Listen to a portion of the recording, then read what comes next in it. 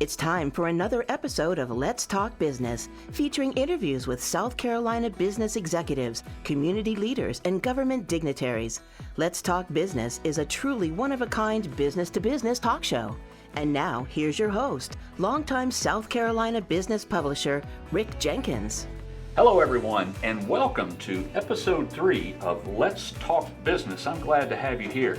You might be listening right now on 94.5 The Answer in Greenville, or maybe you are catching one of our podcasts on Google or Spotify or Apple, or maybe you're catching our weekly video series on the YouTube channel. However you're joining us, I do appreciate you being here. We got another big show for you today, but first I just want to let you know that today's episode is sponsored by Future Scholar, which is South Carolina's 528 college savings plan. A little bit later in the show, South Carolina Treasurer Curtis Loftis is going to be here, and we're going to talk quite a bit about the college savings plan.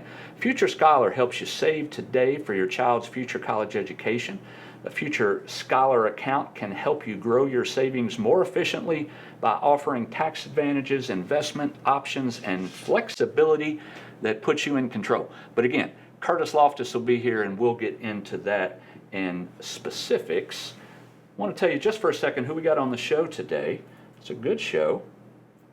Jennifer Moorefield. She is the Associate Vice President for Economic Development and Corporate Training at Greenville Technical College. And she and I will discuss the college's role in economic development throughout the upstate and in South Carolina. Andy Decker. Andy is the CEO at Hofmann USA Staffing. He and I are also going to discuss workforce and some issues as it relates to staffing. They provide human resource services as well as your normal staffing services. They're a very large firm, a lot larger than you might anticipate. They got offices a little bit of everywhere, so I'm going to enjoy talking to Andy about that. Reed Wilson is going to be with us. Reed is the CEO at PTG, or Palmetto Technology Group. They provide IT support and managed services for businesses not only throughout Greenville, the upstate, and South Carolina, but they are well beyond the state now. They're really beginning to expand. And as I mentioned, our featured guest today is Curtis Loftis. Curtis is the state treasurer for South Carolina. He was elected back in 2010. He is in his fourth term as the state's banker. His job is to manage and invest more than $60 billion in public funds and make sure that our credit rating remains strong and solid, and we're going to find out what that looks like. Folks, that's it. We're going to be back in a second, but don't go anywhere. We're going to be gone only for a half a minute. Here's a company that you should know. Be back in a second. I bet you want a website that drums up business. You see, every business wants to have an effective online presence that helps their business grow. At Drum Creative, we guide you through our process that will drive results by clarifying your message with a beautiful design that's strategically optimized for search. Visit our website at drumcreative.com and let us help you drum up business by designing a website that speaks to your audience and delivers results. Hello, everyone, and welcome back to Let's Talk Business. Whether you're listening to us on 94.5 The Answer, or watching one of our podcasts on Google, Apple, or Spotify, or checking out the weekly video series on YouTube, thanks for joining us. Our next guest is Jennifer Moorefield. Jennifer and I have talked a couple times on things like this. She is the Associate Vice President for Economic Development and Corporate Training. That's a mouthful, and she is working at Greenville Technical College. Been there about, 6, 7 years? That's right, Rick. Welcome. Thank you so much. It's great to be here with you today. It is good to see you, and I want to talk about workforce and a variety of things, but before we get into that, just tell our listeners and our viewers what you do. Well, at Greenville Technical College, I'm the Vice President of Continuing Education, and on that side of the house, we have credit and non-credit students. We serve roughly around 10,000 non-credit students and 10,000 credit students. Let's talk about the workforce, Jennifer. Greenville's unemployment rate, and we've got another guest coming up here in a little bit, and we're going to be talking about workforce as well. It's a big topic. It's always a huge topic in South Carolina, right? Unemployment rate in Greenville, minuscule right now at about 2.2%. The best in South Carolina. What is happening in Greenville that is making that look so good? Well, I think More so than ever, our citizens have more options, more employment options, and at Greenville Tech, we're doing everything we can to help skill individuals up in a quick amount of time to get them employed and out in the workforce. So we see more people wanting to switch careers, have a wage progression, or advance in their existing careers, and I think that's exciting for the upstate. You know, South Carolina's technical college system is wonderful. Lieutenant Governor Pamela Evett was here for our first episode, and she and I talked about the tech college system, and she is convinced that it is the best in the country. And Greenville Tech is a huge part of that. What makes our tech college system so good? Well, I would say we are one of 16 technical colleges across the state, so we definitely collaborate. We discuss trends, economic development issues, workforce issues. We share resources, and here in Greenville, at Greenville Tech, we take a very team-based collaborative approach with the community and with each other so we can get the students exactly what they need. You know, we know a thing or two in the upstate and South Carolina in general about advanced manufacturing, about auto manufacturing. We dabble in it a little bit, as they say, right? How does Greenville Tech support advanced manufacturing in the upstate? Well, we have our Center for Manufacturing Innovation, which is located out at CU ICAR, and that facility provides credit and non-credit training to individuals interested in mechatronics, CNC, welding, manual machine tools, any of the basics that you need in order to enter the manufacturing arena. We also are looking at EV. We know that BMW is looking at electric vehicle, and so we want to be sure that we provide the skills necessary to train up individuals who are interested in that field, whether it's manufacturing the battery, servicing the battery, producing the battery. Let's talk about that a little bit more. Tell me how this works. I would assume, and maybe I assume wrong, but I would assume that Greenville Tech often has conversations with a company like BMW about what they need, when they need it, and how many of that they might need, right? Do those conversations occur? All the time, Rick. We are out talking to business and industry each and every day, assessing their needs, assessing the competencies and skills their employees need, whether they want to hire new employees, retain existing employees, develop employees for the future. Greenville Technical College is one of the only technical colleges in South Carolina to offer a 4-year bachelor's degree in advanced manufacturing, and that is a direct result and outcome from having these conversations with local manufacturers. Are you able to fill the jobs, all of them? It seems like we still have a little problem with that.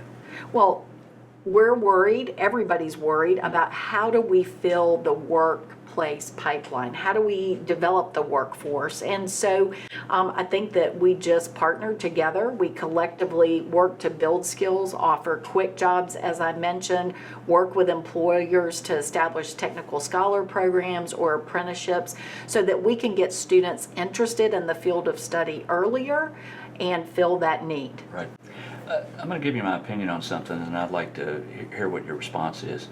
I think that in terms of us, having workforce type issues, in the sense that sometimes we have trouble filling all of our jobs, I think it is a problem with parents.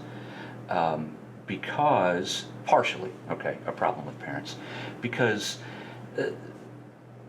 fairly or unfairly, and it's unfairly actually, manufacturing continues to have somewhat of a stigma. There is somewhat of a stereotype, and as I say sometimes, this ain't your daddy's manufacturing anymore. But we have to convince the parents of that before we can even get the kids to come around. How do you feel about that? Well, I think we do have a duty to educate the public about the new way that manufacturing is conducted, how clean it is, how safe it is, how high-tech it is. That's why we have the Center for Manufacturing Innovation, where you can see firsthand what a manufacturing facility looks like. That's why we use simulation devices to help us educate students on the careers that are available and what they're going to be exposed to.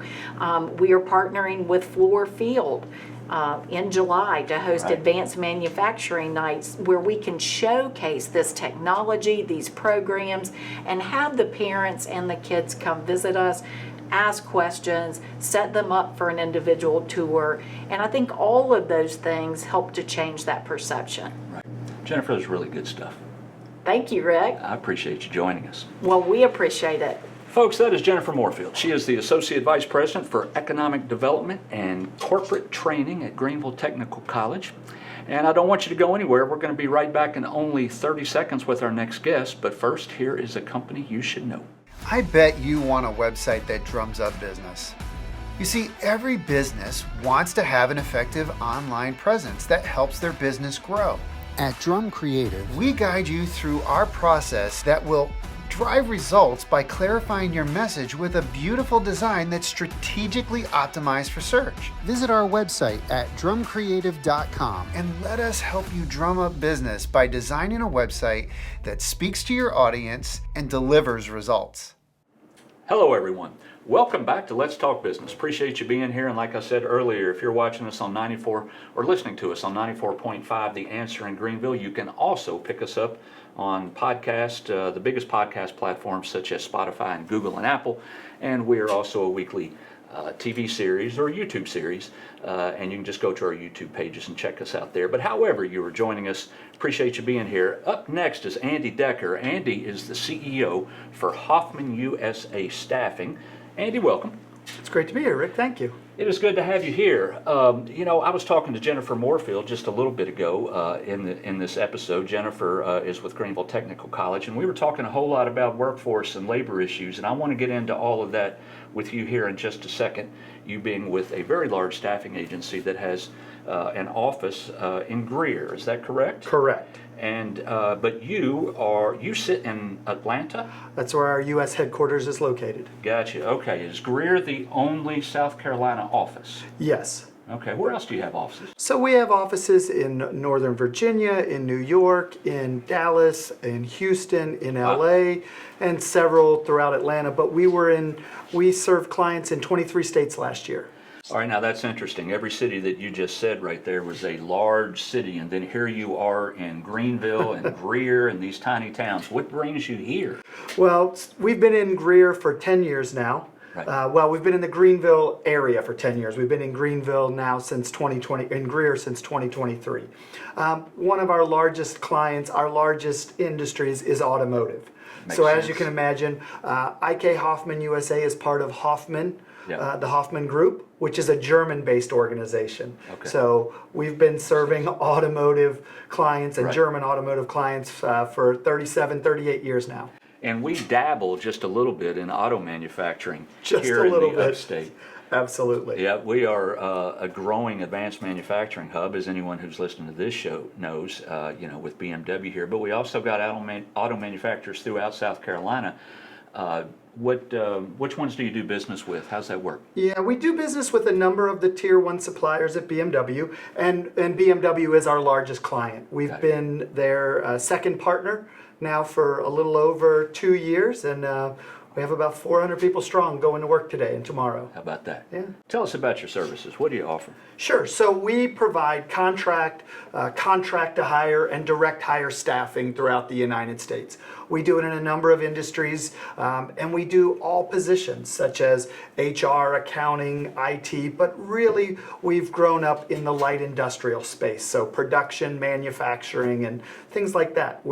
We served 20 states last year, and we're in 8 countries, in 7 other countries in Europe besides the U.S. Got it. You all are larger than I expected, so I'm glad to have you here talking about this. I did not have a good picture of just how much you covered. 23 states. 23. And outside the country as well. Yes. Let's talk about workforce and the labor market. The labor market looks pretty good in Greenville. The last numbers I saw, unemployment rate was about 2.1%, which is minuscule. Better than South Carolina and much, much better than the United States as a whole. What are you finding in the upstate? Absolutely. So I look at a number of things, and over the last 20 years, we've seen some trends. Staffing is generally one of the indicators, leading indicators of what's happening in the U.S. Last year was the biggest year in the U.S. staffing industry by a long shot. This year it'll be about the same. It might be up a little bit, it might be down a little bit, but it's still going to be, let's say it'll be 210 billion as compared to 160 billion in 2019, where we thought the market was fantastic. Now, you say this was one of the biggest years for staffing ever? Correct. Last year was. Now, is that just because of the bounce back? I mean, basically, is that where we're looking at? There's got to be more at play than that, though. So there's a few things. We have, last year in March, it was the most open jobs the U.S. economy had ever seen. 12.5 million jobs at the end of March open, to about 5.5 million people looking for jobs. When we went into the downturn, we like to use the February of 2020 as sort of an indicator of where we were. 158 million Americans working, almost 6 million unemployed. We're sitting at 160 million people employed, but only still about that 5.7 million unemployed. But we have 10 million jobs open. So there's 2 jobs for everybody. Right. Now, South Carolina, as you said, doing much better than that. South Carolina has about 80,000 unemployed to almost 200,000 open jobs. And then the upstate, again, you're right. There's within 25 miles of Greenville, there's probably 45,000 open jobs and 12,000 unemployed people. Do you have any feel, and this just may be the way it is, or maybe it's the type of industries that are located in the upstate, but do you have any feel why Greenville at 2.1%, and some of the surrounding counties good as well, not as good as Greenville, but still below 3%, why are we performing better in that regard than elsewhere? Sure. I think it's happening a little bit in the Southeast overall. Yeah. You did see that we stayed open in some states through at a different rate, and right. That kept more people at work. A lot of people here, as you pointed out, make products. Spartanburg BMW makes BMWs that have already been sold, so they're not going to stop making those. Right. And then you just have a robust culture and an economy that is right for business, similar to what we feel in Georgia, and that's kept job growth happening. Yeah. And we haven't, though the MSA probably has another 10,000 people living here right. over 2 years ago, there's another 20,000 open jobs. So. Mm-hmm. It's just a good place to live and work. I would agree with that. We talk a lot about on this show about this is a great place to live and work. Let's talk about COVID just a little bit more. When COVID hit us, and we're talking March of 20, right? Yes. When COVID hit us, you fast forward a year from March of 20, and all of a sudden employees had a whole lot of leverage in the process of working. They began to make demands that employees had to meet, or employers had to meet oftentimes because of what was happening, working remote and that kind of thing. Where are we now from a couple years? Is that starting to circle back to the way it was, or is it still that way? Yeah, it's been interesting watching. The biggest indicator still sits with this. There's twice as many open jobs as unemployed people. And when that's the case, they're playing musical chairs with more chairs than people. So yeah, right. They still have a lot of leverage. Yeah. Here in the upstate, or when you look at manufacturing or production, that's not something where you can grab an unemployed person from Oregon to work remotely. Right. So when you have jobs like that, there's still more pressure to find people who are willing to come in. And because of that, it still feels a little bit like a candidate market. They have a lot of leverage just because they have choices. One of the interesting things, though, as we look at that from February of 2020 or March of 2020, we've come full circle in that we have over 2 million more people working today than we had then. Mm-hmm. So the whole, no one's going back to work. No, people went back to work. There's more people working than were working before. It's just people didn't go back to low-paying jobs. So right now, companies have had to respond with more money right. and to keep the very best talent or attract the very best talent. Right.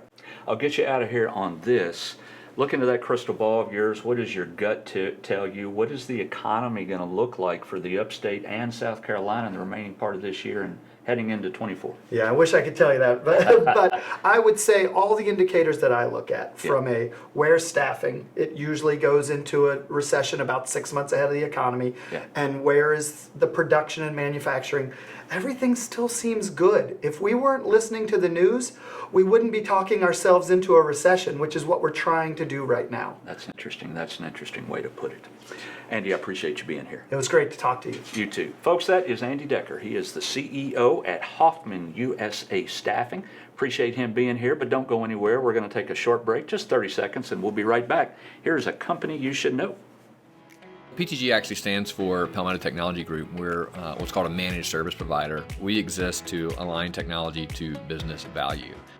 We help businesses work better by trying to be proactive. If they call us with a problem, we try to find out, okay, is that the only problem? Or is there a root cause? There may be something else going on that's causing this. It takes a very special kind of person, I think, to bring the IT world into the business world and make sure those two are working well together.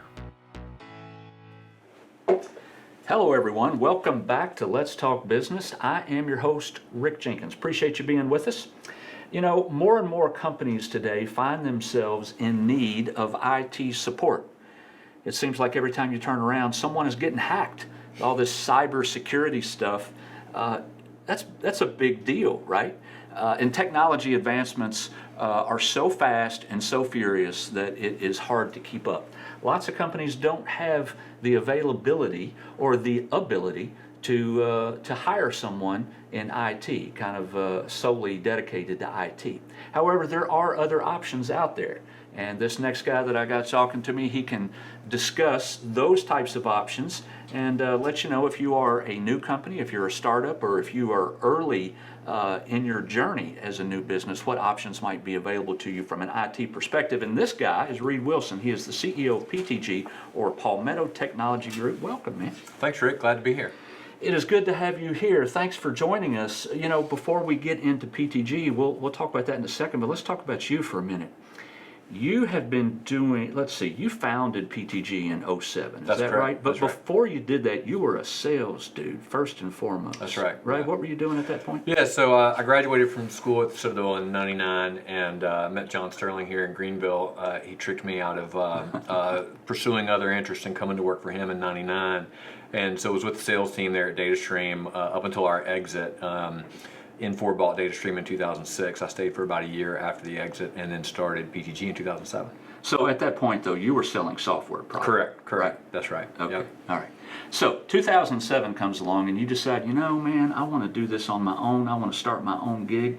I want to branch out. And so you do it. And then what happens a year later? Something called 2008. Yeah, that was a rough time for sure. So my background was primarily in enterprise sales. We sold to folks like PepsiCo, Frito-Lay, Dell, American Airlines, really big orgs. And two gentlemen that I had known at DataStream for a really long time, Eric Pohl and Chris Van Zant, we started PTG really focused on the enterprise market, Right. and using a technology called virtualization. I won't go into the nerdy details of that. But in 2008, obviously the world shifted and enterprises were spending less and less corporate dollars on IT and specifically data center modernization.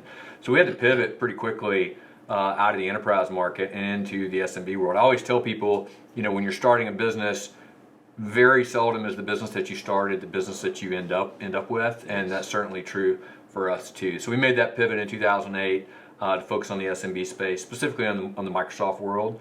And we've had a pretty good run since then. Yeah, you sure have. Before we get into the types of things that you offer, though, let's stick with this for a second. Sure.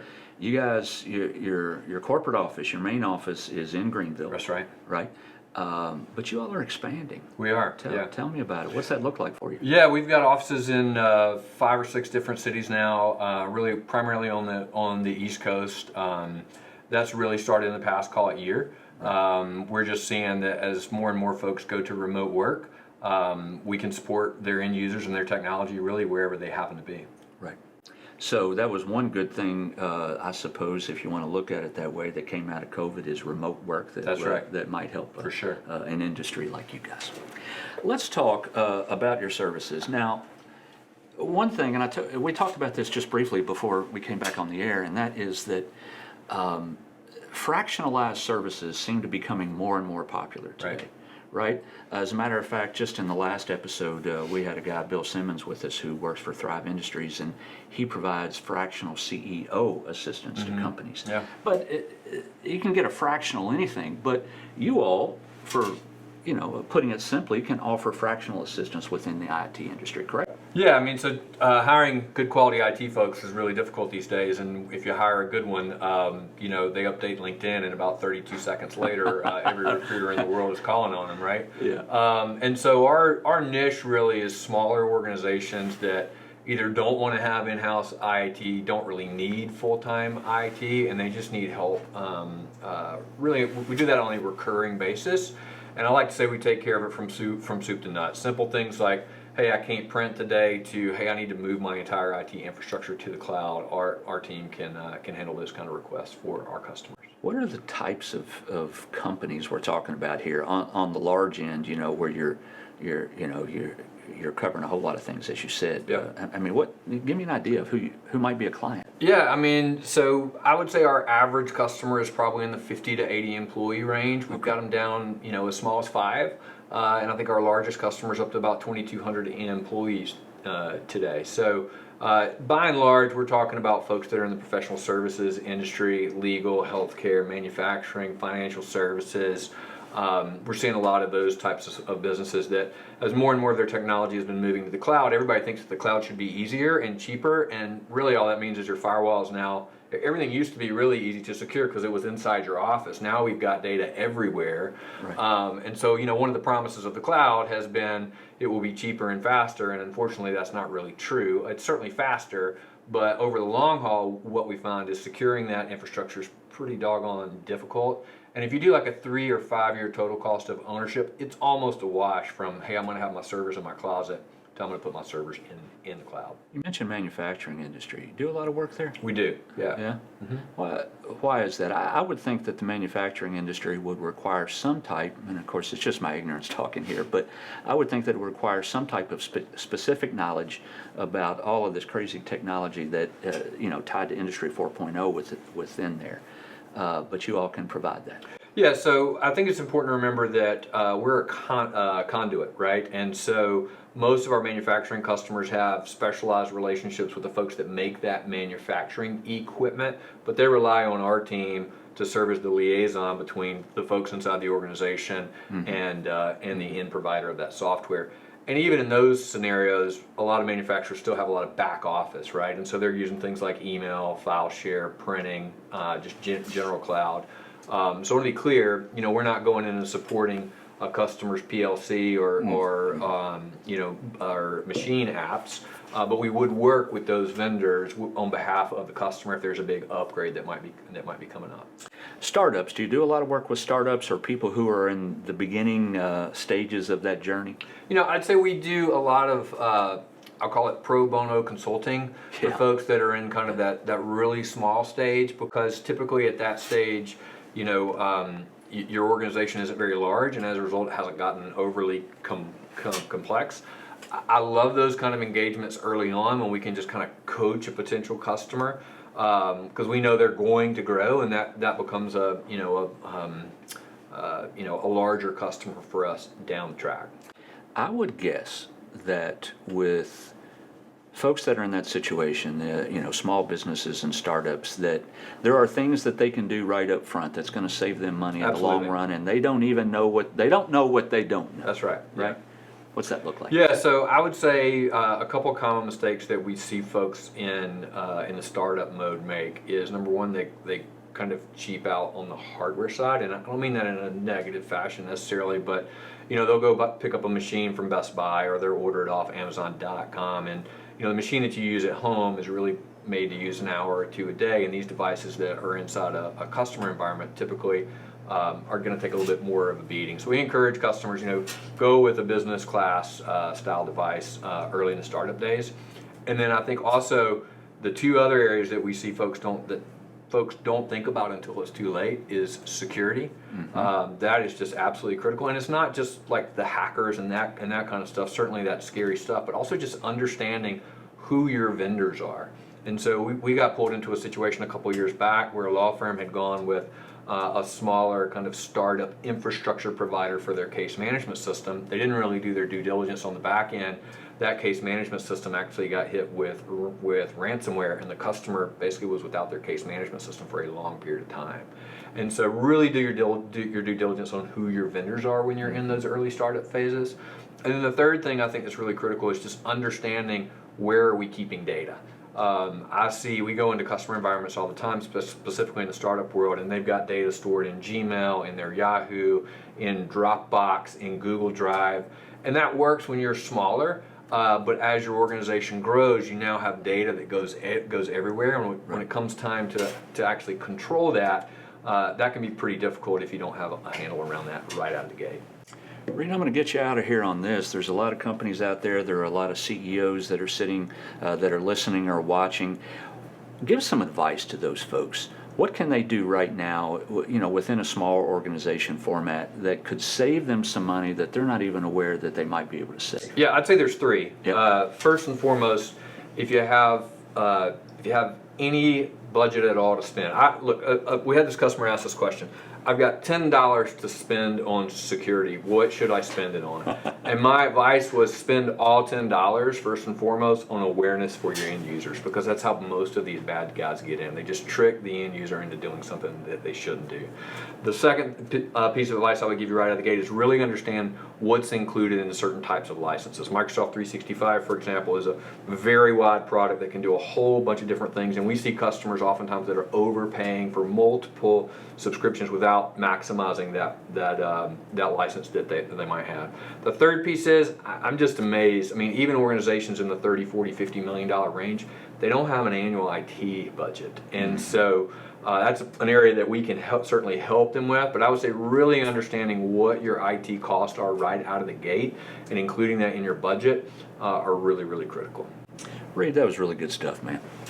I appreciate you being here. Yeah, for sure. Thanks for having me, Rick. You are welcome. Folks, that is Reed Wilson, CEO of PTG, or Palmetto Technology Group. And don't go anywhere. We will be back with another guest in just about 30 seconds. See you soon. Thrive Business Operations offers fractional COO services, and we work with business experts to provide clients and companies a suite and team of expertise to support their business operations. COO, Chief Operations Officer, normally comes alongside the visionary or creator, founder of the business who has a lot of vision, a lot of creativity, and help actually execute that vision. A big frustration with business owners is their vision getting actually executed. A Chief Operation Officer is meant to do that. We do it at a fraction of the time and a fraction of the cost to bring savings to the company and bring excellence and processes to move that execution faster.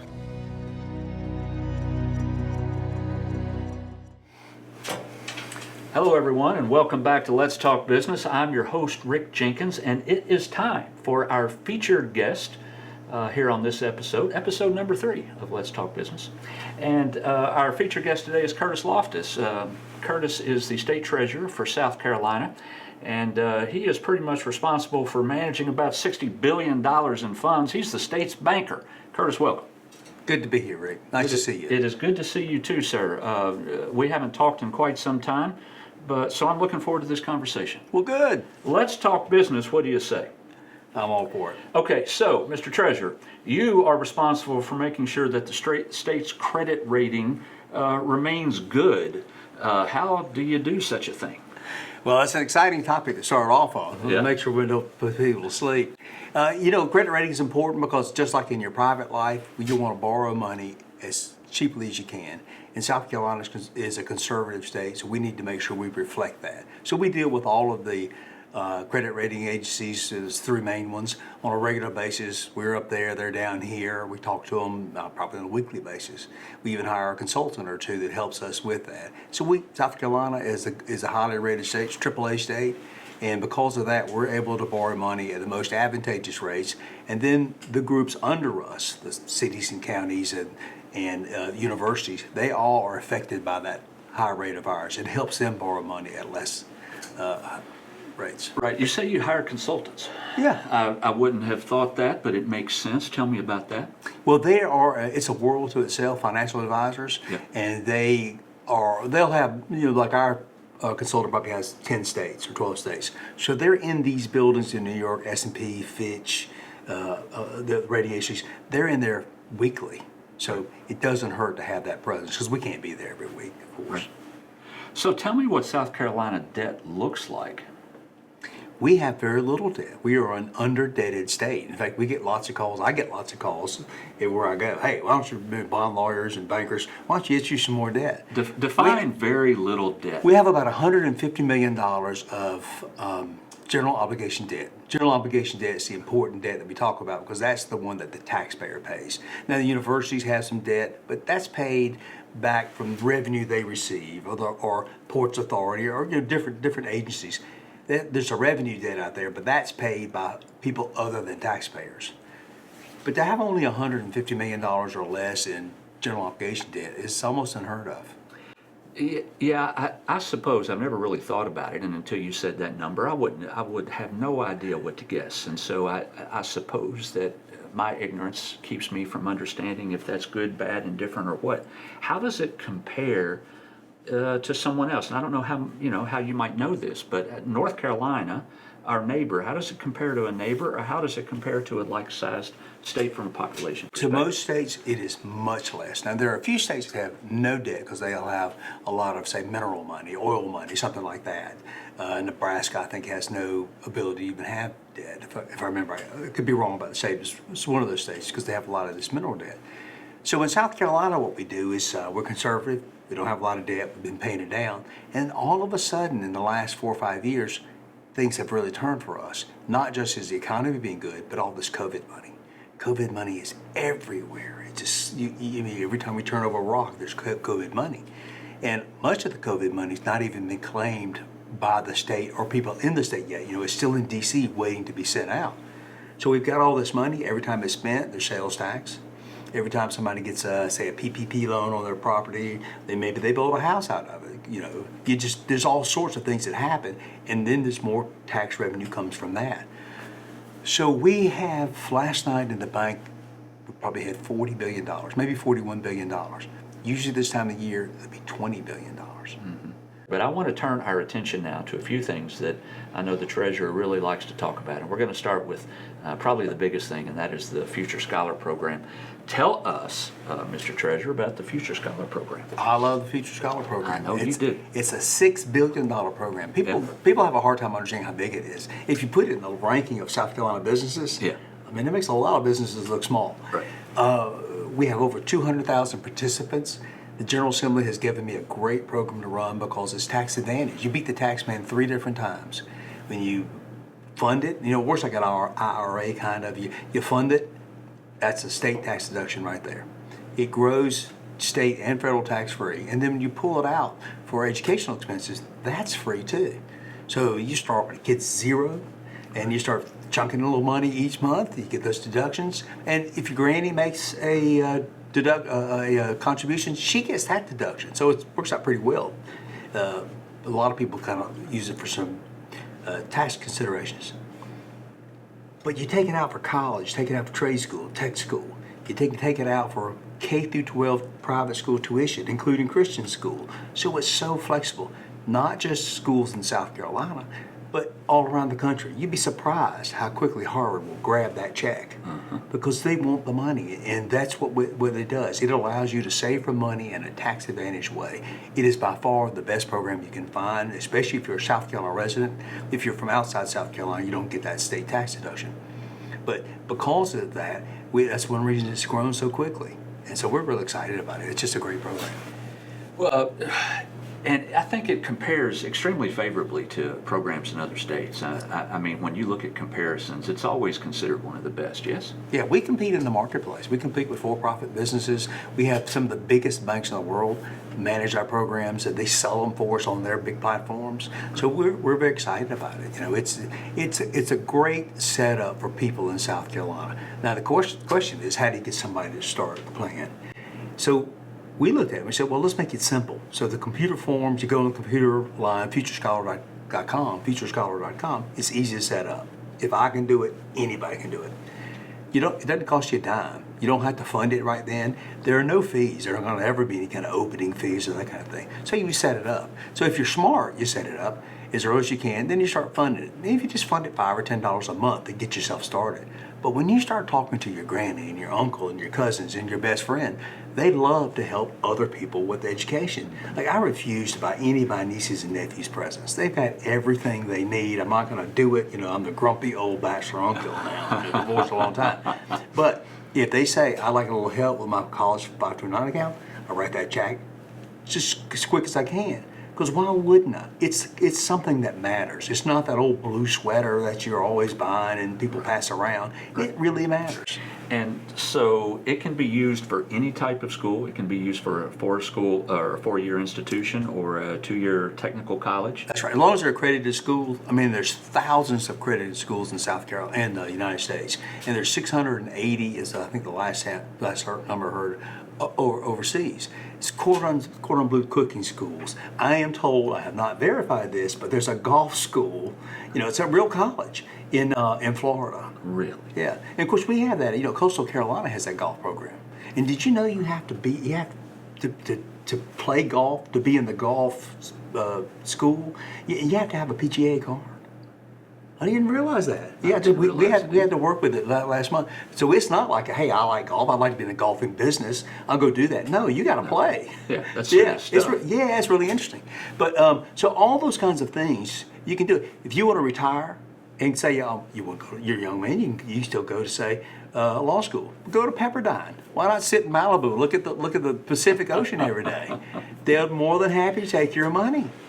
I'll tell you what, I'm not going back to school, but good thought anyway. I can't imagine going back to school. No, I cannot either, unless it's that golf school, but that's not going to happen either. So what other types of expenses can someone use these funds for, other than, of course, tuition and room and board? Tuition, room and board, computers, all your normal type. I mean, you can go buy yourself a new car. Yeah. That's not going to happen. You can't go to Paris and go to the Louis Vuitton store and buy your new book bag. You can't do that. Yeah. But the common sense type of thing, your lab fees, all that stuff. I used to know all this stuff by heart, but now I deal with big programs I can't remember. I should need to refresh my memory. But we're so fortunate that the federal government and General Assembly conspired to create this program, because this is one of the things that if all government was like this, conservatives like me would love government. Yeah. You mentioned the website a little bit ago, but tell our viewers and our listeners how someone can go online and get this thing started. Futurescholar.com, and if for some reason you can't get it, there's an 800 number. It rings here in the United States, and then you'll find an extremely knowledgeable person who will walk you right through it. Very good. All right, let's move on to unclaimed property. Now, before we started talking, you brought in and you gave me this report that I am thumbing through right now. For those of you who are listening to on the radio, you can't see this huge report that I've got. But this lists people in South Carolina who have dollars waiting for them. Yeah. And I'm going to let you tell how all that works and where they might come from. But have dollars waiting for them if they just knew how to get it, if they just knew how to check. It might be there. And I'm looking at one guy, and I'm not going to say who he is, but he lives in Boiling Springs, and somebody owes him $230,000. That's right. Tell me about this. This list is only Spartanburg County. It's 13. Oh, that's Spartanburg County. It's 13 pages, and everybody on this is more than $10,000. I mean, if we printed, say, from $1,000 to $10,000, we'd probably have 250 pages. Goodness. We have $850 million that belong to South Carolinians. That belongs to churches and charities, to banks, to government. Now, the average person is likely to have a $500 claim. That's the average. And 1 in 3 people have some money. And a lot of people don't check because they think they're just too smart. We're all too smart, right? But explain what this is. Yeah. What are those dollars? They could be anything from your water deposit when you left and forgot. It can be overpayment on a car loan or a house loan or something like that. Now that's $86. Yeah. Right? That's $86. And you got 15 pages of people that are over $10,000. What could that be? A lot of them were life insurance policies on their ex-wife that died, and they were still the beneficiary. And it was meant to be that way, but they just weren't involved in the actual transaction, so they didn't see it. And they're not aware of it. That's right. Potentially. That's right.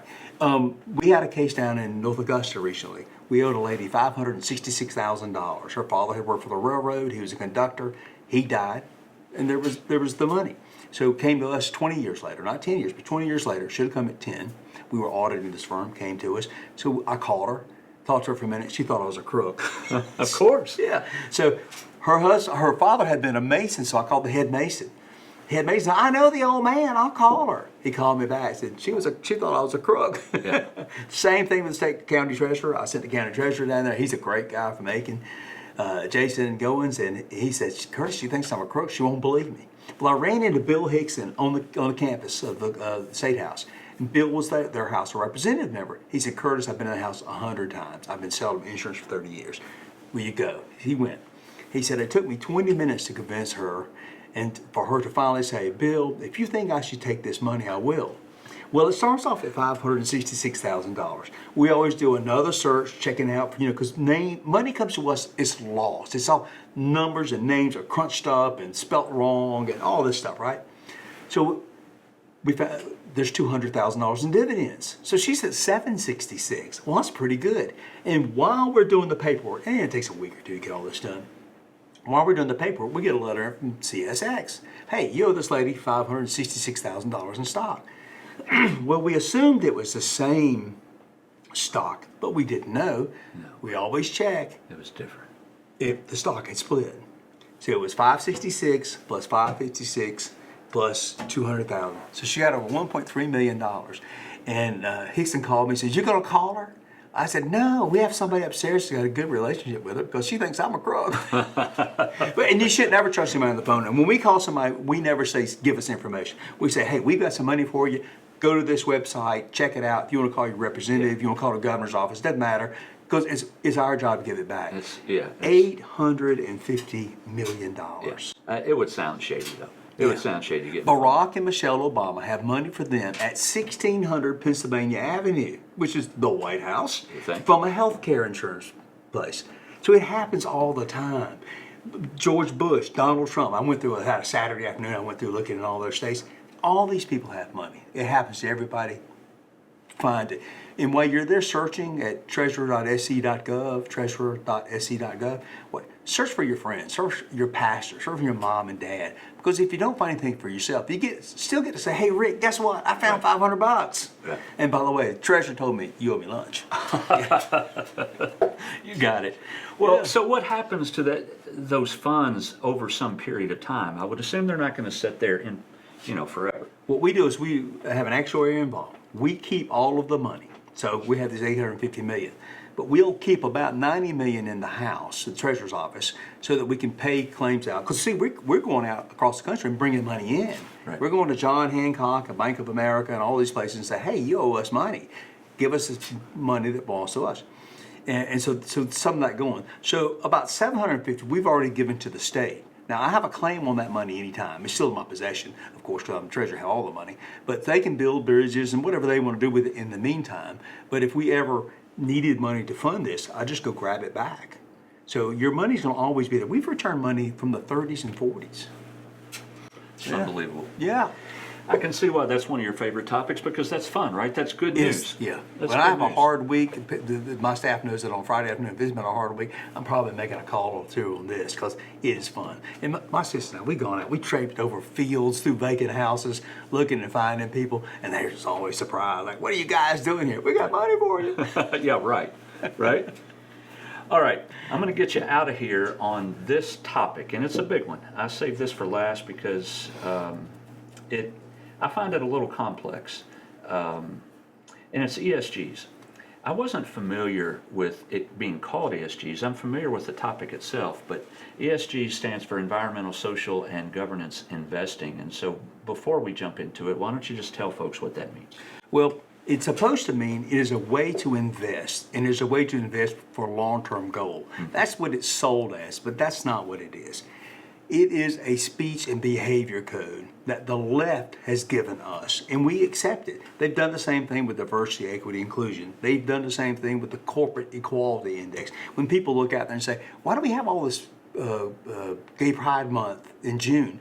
It's not because it's just spontaneous. Nothing you see is spontaneous. It's because scores of well-funded 501c3s and government entities went around to these businesses and they rate them on this stuff. And they say, what do you mean you didn't hire but X amount of gay people or X amount of black people, X amount of trans people? You've got to do better. You've got to double that. You've got to have a plan. You have to hire people.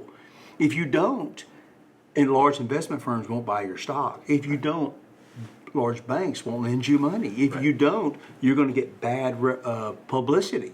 So it's the club, it's the carrot and the stick, but it is a speech and behavior code. And it is so important to understand that, because what we're told constantly is it's just the way people invest their values. It has nothing to do with that.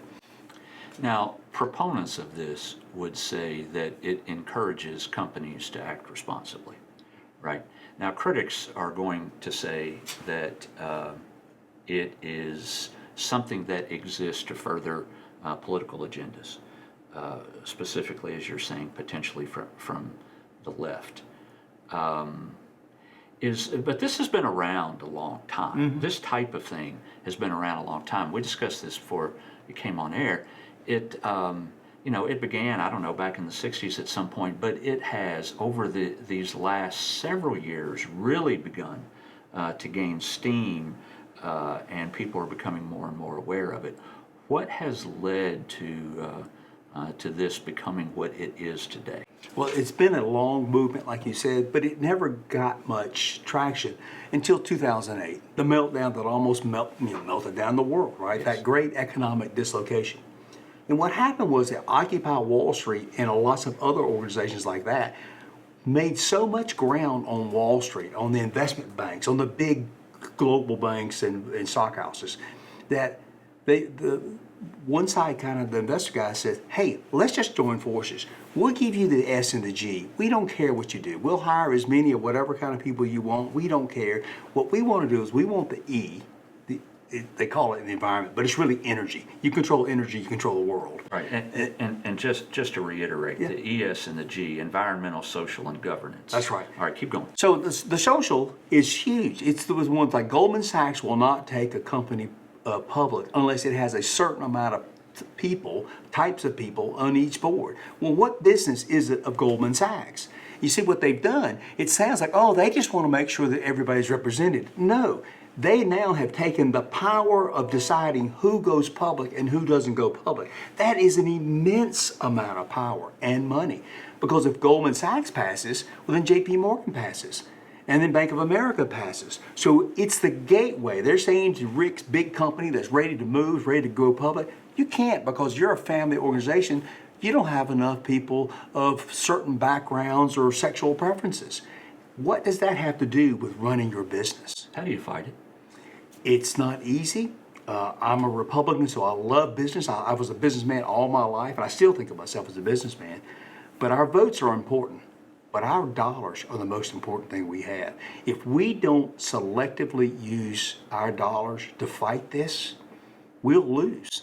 And I've never in my life been afraid of anything. I'm old enough. I remember they taught us how to hide under our desks from the Russian bombs. Right. Older siblings, but relatives and neighborhood boys going to fight in Vietnam. We saw the towers. We saw all that stuff. America will go through. But this is different. They have put this layer of government, effectively, over the private world. And we're accepting it. It's not appropriate. We have people... I read 2 articles today about the universities, how they're at each other's throats over things that happened 150 years ago. When we were in college, nobody had any clue that was an issue. They're dividing this country, and every statistic you look at, the amount in the middle and the working class people are taking it on the chin. Wages have been stagnant for 25 or 30 years.